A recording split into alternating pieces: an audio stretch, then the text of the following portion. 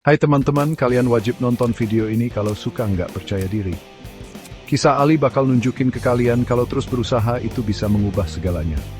Di sebuah desa kecil, hiduplah seorang anak laki-laki miskin bernama Ali. Meskipun hidupnya susah, Ali selalu semangat belajar. Suatu hari, seorang guru terharu melihat kegigihan Ali, memberinya sebuah buku tua dan robek. Ali sangat menghargai buku itu dan mempelajarinya tanpa lelah.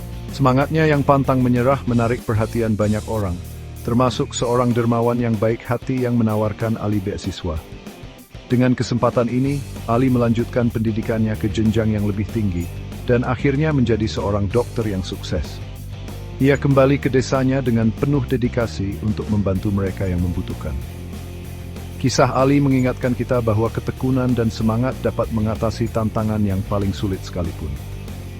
Sesulit apapun mit, journey team terus. Tuhok, jurmimpimu, juga ada